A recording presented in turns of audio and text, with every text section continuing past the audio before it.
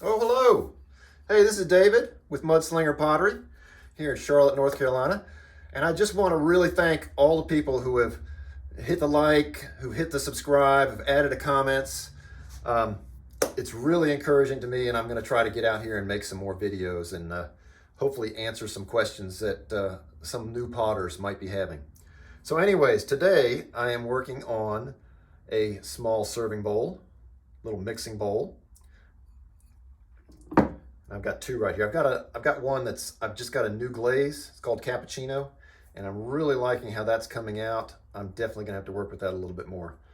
But I'm gonna be working on the serving bowls and talking about consignment versus wholesale. I think there's some people out there that have some questions.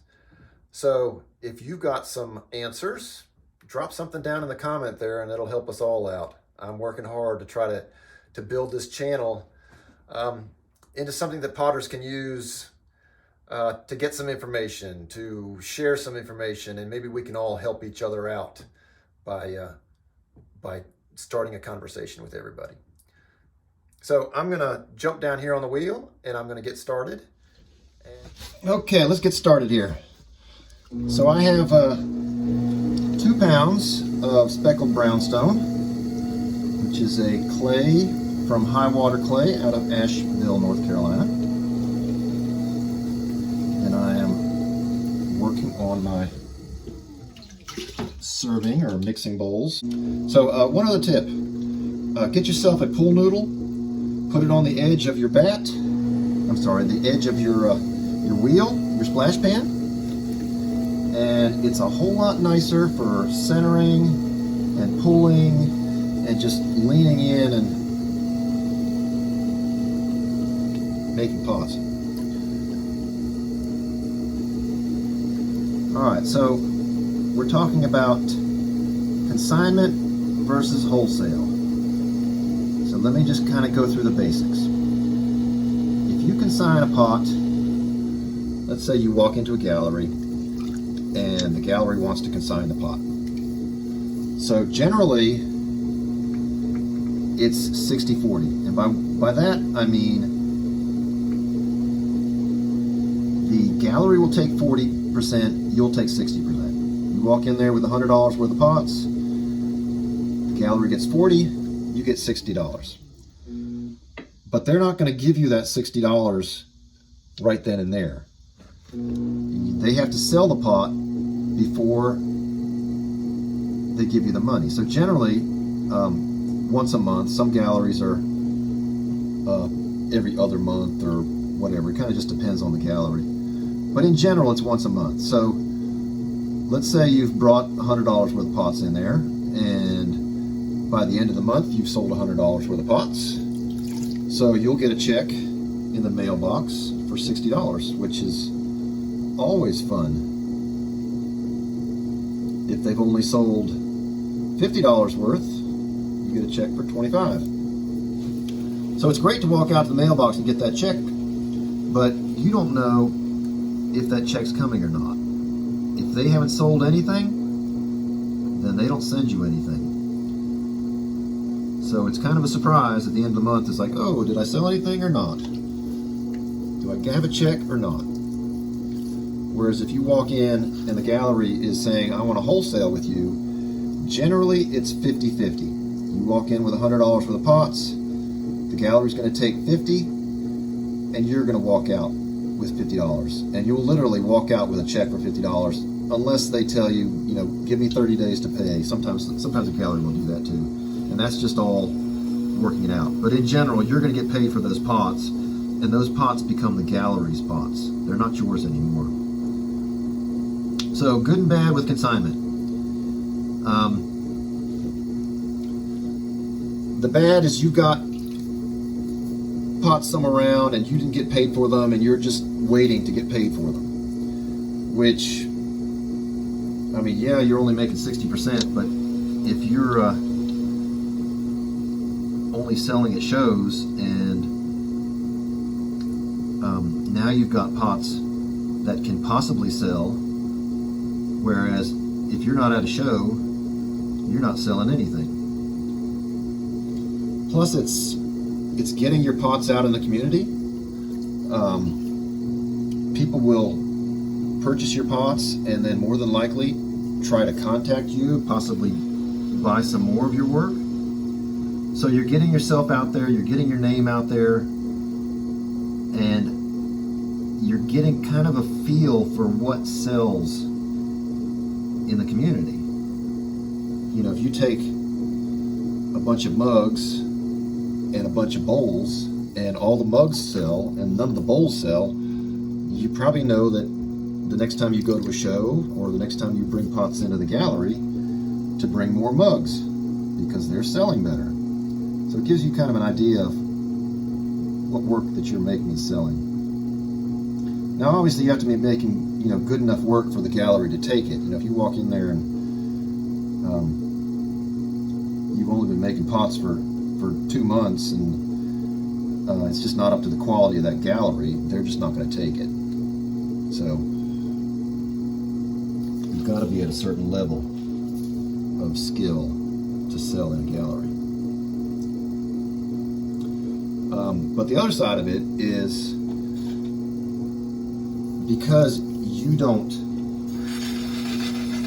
still own those pots. I mean, you can go back in that shop and pick up those pots and decide that you don't want to sell there anymore for one reason or another. Maybe it's just not selling. But you need to keep an inventory of all the pots that are in that gallery on consignment, so that you know that you're getting paid for all the work that you have there. So I always suggest putting a SKU number on it, an identification number, so that when the gallery sells it and they send you the invoice at the end of the month, it says, you know, you sold pot number 100, and you can go in and check that off your list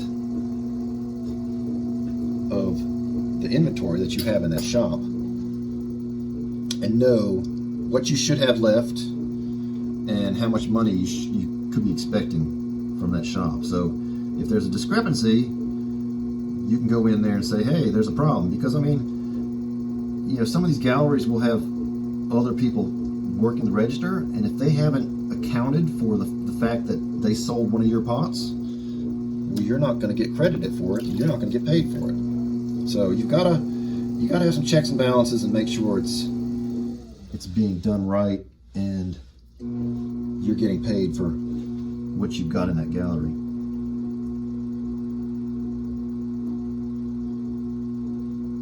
On the other hand, if you do wholesale, you walk in there with that $100 worth of pots, they give you a check for $50. You don't have to keep up with what's sold and what's not, because they're not your pots anymore. That's the gallery's pots. So it is nice to not have to deal with keeping up the inventory, but you're also paying 10% more for that right.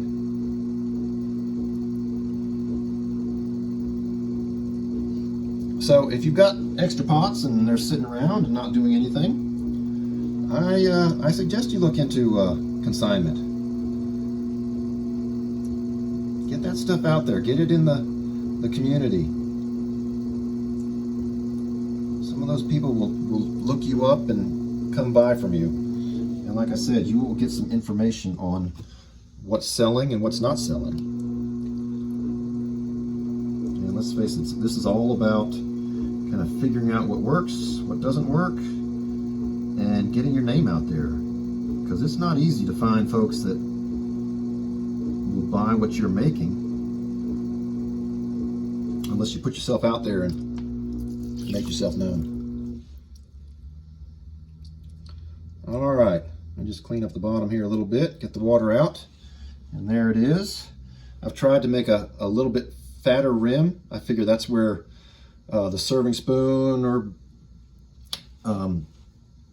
it's where it's going to be hit. So if I have a real thin or a squared off rim here, that's where it'll chip and become a problem. Whereas if I've got a little more meat on that rim, it's much less likely to chip, especially if it's rounded, much less likely to chip. Plus, a little bit of a rounded top will match my rounded foot down here.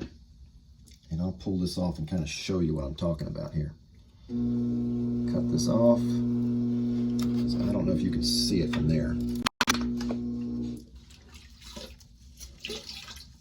I like to clean up the bed a little bit. Anything I can do to keep down the level of dust is always a good idea.